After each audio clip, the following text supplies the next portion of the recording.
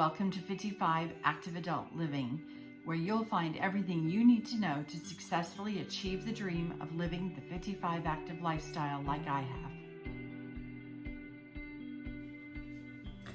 Hi, Karen Spell here, your 55 plus community expert, and you're watching me on my YouTube channel, 55 Active Adult Living, where we discuss everything related to the 55 and better active adult lifestyle. Many of the things we discuss also apply to real estate in general. Today's topic is, what are some creative ways to win the bid in today's housing market? As we've all heard, a lot of times when you're trying to purchase a home in today's market, there's multiple bids on the first day, over asking prices, and a lot of other things that aren't normally included in an offer. So I'm going to give you some tips today. Not all of them will apply to everyone's situation. They come with a word of caution that you need to understand the consequences of making some of these conditions or not including certain conditions in your offer.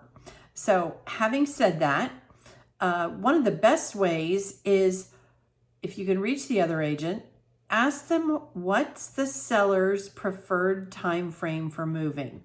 This is especially important in a 55 and better situation because of our demographic. We like to have things planned out a little bit more. And a lot of times the person moving is moving into a home to be constructed.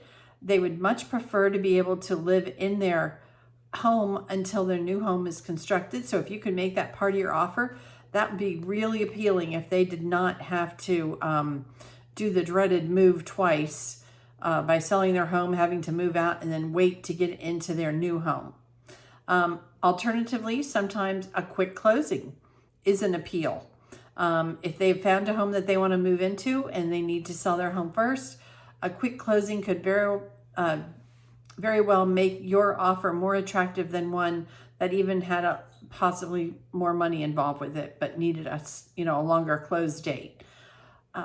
Another thing you can say is, we're not going to require any repairs unless they are related to health and safety.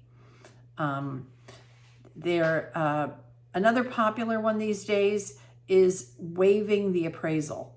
So if you're offering over asking for a house, excuse me, and you're getting financing, chances are the appraisal is not going to come in at that value that you purchased that home for. You can agree to pay in cash the difference between the appraised amount and what you purchased the home for. If you're going to do this, make sure that you check with your lender first to find out how far above asking you can go and still qualify for your loan. You're still going to have the proof of the funds to buy the home to your lender. So you need to talk to your lender first before you do this. In states where there's a due diligence fee, you can make that due diligence fee high. That does mean that you have the risk of losing a higher amount of money in the event that you do not purchase the home for any reason. Don't ask for closing costs. Don't ask for home warranties. And don't ask for personal property. Like, if the refrigerator is not included in the listing, don't ask for the refrigerator. These are all things that are going to help make your deal stronger.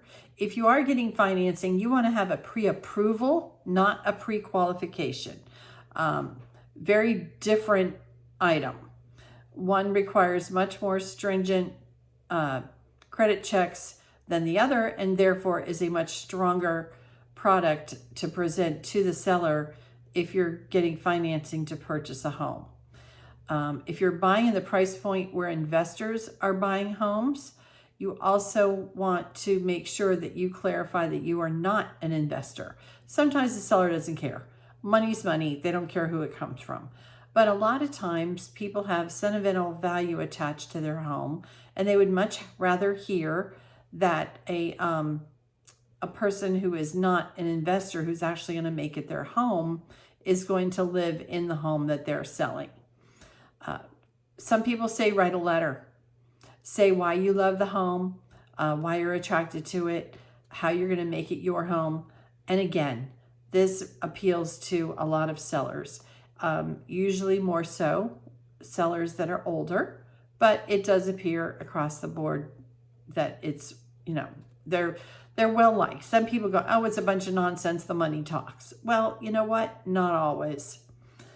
You need to discuss the consequences of doing any of these things, such as waiving inspections, waiving repairs, paying over asking.